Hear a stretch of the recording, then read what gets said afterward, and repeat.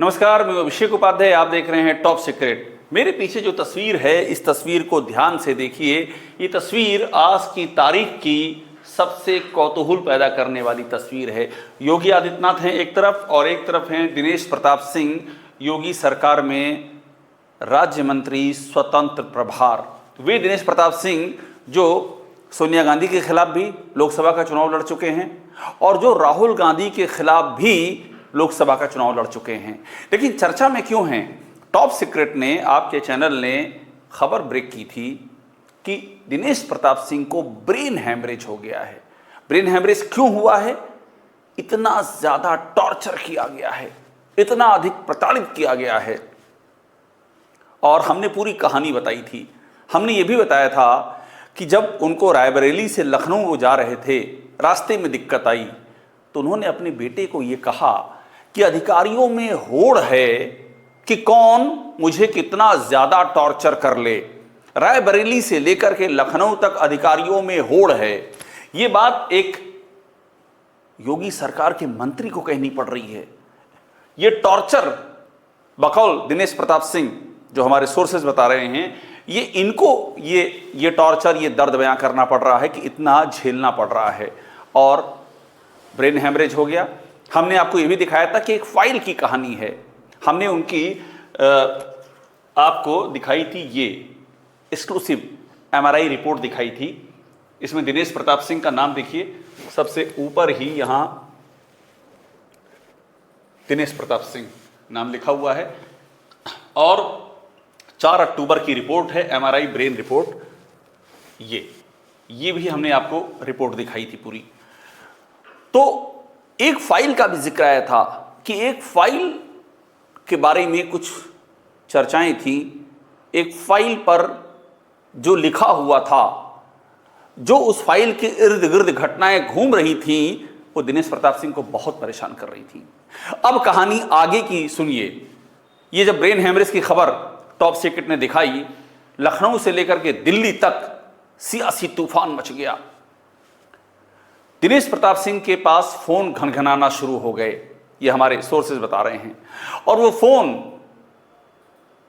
Top से लेकर के बॉटम तक तमाम नेताओं के फोन आते रहे। टॉप की बात मैं कर रहा हूं कि टॉप का मतलब आप टॉप से समझिए।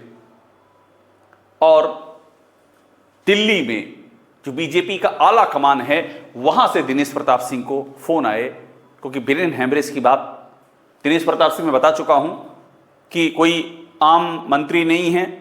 सोनिया गांधी को 2019 में चुनौती दे चुके हैं लोकसभा के चुनाव में, और 2024 में राहुल गांधी के सामने लड़े थे। तो इसका मतलब है कि जो गांधी परिवार के सामने एक नहीं बल्कि 2-2 बार जो खड़ा हो रहा हो, उसके बारे में तो केंद्रीय नेतृत्व को भी न सिर्फ पूरी खबर होगी बल्कि जहन में भी चीजें रहती हैं कि ये वही कैंडिडेट है जो सबसे बड़े राजनीतिक प्रतिद्वंदी के खिलाफ एक नहीं बल्कि 2-2 बार लड़ चुका है। और उसको ब्रेन हैमरेज होना, और वो भी टॉर्चर के चलते।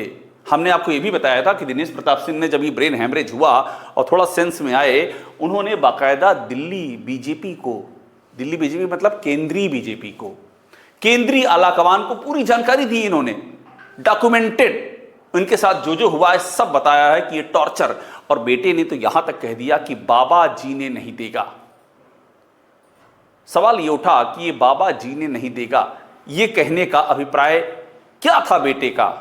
ये किसके लिए कहा गया? और मैंने इसके पहले भी ये कहा कि इस बात की जांच हो जानी चाहिए। केंद्र की एजेंसी भी जांच कर सकती है, योगी आदित्यनाथ भी जांच करा सकते हैं।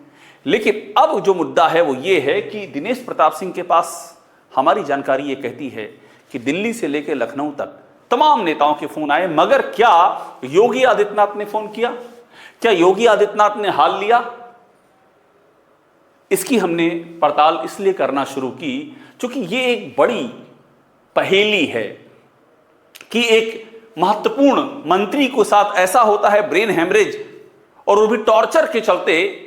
लेकिन योगी आदित्यनाथ का पूरा, मैंने उनका ट्विटर देख डाला, एक्स, उनके ऑफिस पर भी कहीं कोई जिक्र नहीं इस बात का कि उन्होंने दिनेश प्रताप सिंह के स्वास्थ्य लाभ के लिए कोई कामना की हो, या ब्रेन हैमरेज पर चिंता जताई हो, या हाल लिया हो। उनके अपने एक्स अकाउंट पर भी कोई इस बारे में जानकारी नहीं। फेसबुक, तमाम और सोशल मीडिया देख लिए, कहीं कोई जानकारी नहीं। यूपी सरकार के आधिकारिक, जो सीएम का आधिकारिक होता है एक्स अकाउंट, वहां से भी कुछ नहीं कहा गया। तो ये क्लियर था कि पब्लिक डोमेन में योगी आदित्यनाथ ने दिनेश प्रताप सिंह के बारे में कोई जानकारी नहीं ली या कोई बात नहीं की।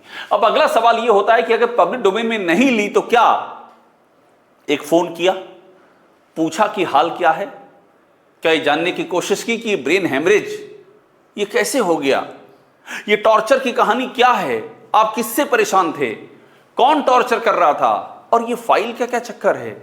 मंडी का जिक्र आया था, मैंने ये स्टोरी आपको दिखाई थी, ये कहानी हमने ब्रेक की है और हमने ये देखिए ये एमआरआई रिपोर्ट दिखाई थी और साथ में ये भी दिखाया था, मंडी का जिक्र आया था कि किस मंडी की फाइल की बात है और ये बाबा जीने नहीं देगा। ये जो लाइन आई थी, क्या योगी आदित्यनाथ को ये बात पूछनी नहीं चाहिए कि ये बाबा जीने नहीं देगा ये लाइन क्या है।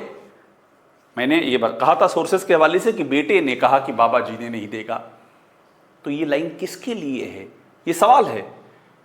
क्या पता योगी आदित्यनाथ अगर एक फोन करते और पूछते दिनेश प्रताप सिंह से कि मंत्री जी ये क्या है बाबा जीने नहीं देगा, ये किसकी बात की जा रही है, तो क्या पता कोई जवाब दिनेश प्रताप सिंह उनको बताते। मैं इसको सवाल की शक्ल में छोड़ रहा हूं कि बाबा जीने नहीं देगा। अब मुद्दा यह है कि पब्लिक डोमेन में कहीं कोई जानकारी नहीं कि योगी आदित्यनाथ ने कोई फोन किया।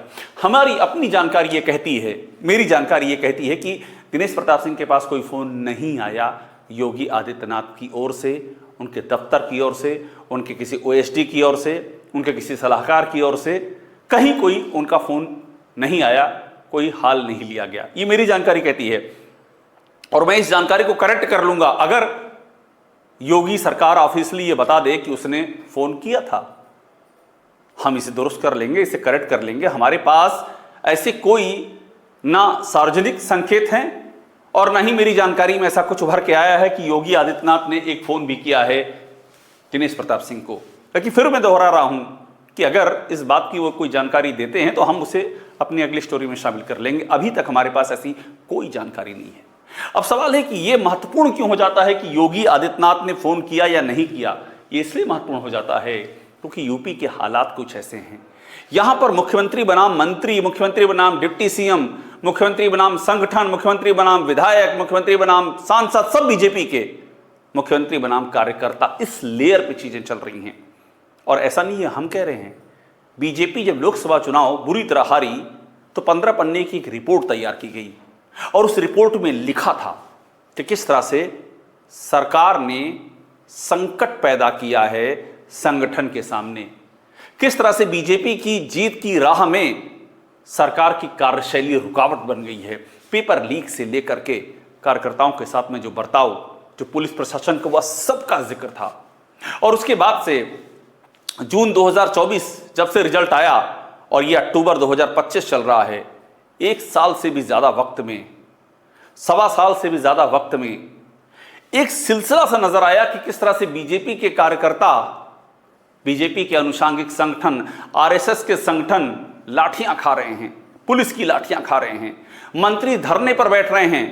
योगी आदित्यनाथ की सरकार में उनके अपने मंत्री धरने पर बैठ रहे हैं। कोई पुलिस के खिलाफ धरने पर बैठ रहा है, कोई बिजली विभाग की व्यवस्था के खिलाफ धरने पर बैठ रहा है, कोई मंत्री यह कह रहा है कि हमारे विभाग में हमारी ही नहीं चलती है, मैं एक जेई का ट्रांसफर नहीं कर सकता हूं।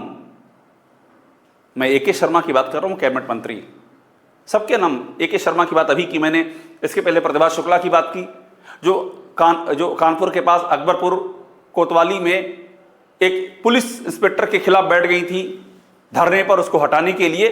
ये अलग बातें वो हटवा नहीं पाई। मैं बात कर रहा हूं हरदोई जिले में एक मंत्री, माफ कीजिएगा सीतापुर जिले में एक मंत्री जो बैठ गए थे इस बात के लिए कि ट्रांसफार्मर, उन्होंने कहा कि ट्रांसफार्मर बदला जाए और मना कर दिया जेई ने, तो खुद ही ट्रांसफार्मर उतारने चले गए और फिर धरने पर बैठ गए।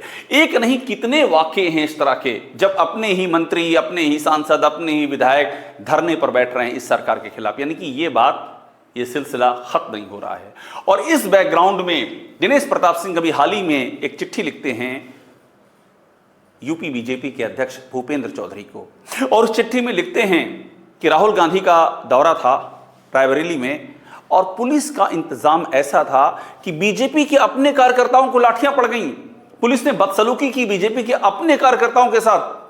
दिनेश प्रताप सिंह की सुनी नहीं गई। ऐसा लग रहा था कि जैसे पुलिस राहुल गांधी को वीआईपी ट्रीटमेंट दे रही है। तो चिट्ठी शिकायत किससे की? होम महकमा योगी आदित्यनाथ के अंडर में आता है, मगर दिनेश प्रताप सिंह ने योगी से शिकायत नहीं की। दिनेश प्रताप सिंह ने यूपी बीजेपी अध्यक्ष भूपेंद्र चौधरी को चिट्ठी लिखी। यह अपने आप में बड़ा मामला था।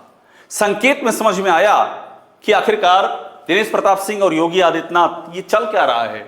सवाल तब भी उठे थे और ये सवाल अब भी उठे हैं जब प्रताड़ना के चलते, टॉर्चर के चलते योगी सरकार के अभिन्न सदस्य दिनेश प्रताप सिंह ब्रेन हेमरेज का शिकार हुए हैं और हमारी जानकारी में उनके पास अभी तक कोई फोन नहीं गया है। मैं फिर कह रहा हूं कि अगर गया है तो सरकार पब्लिक कर दे, योगी आदित्यनाथ एक ट्वीट कर दें अपने ऑफिशियल हैंडल से, अपने खुद के हैंडल से, कहीं से भी कर दें, या सरकार एक 2 पन्ने का सूचना से प्रेस नोट जारी कर दे।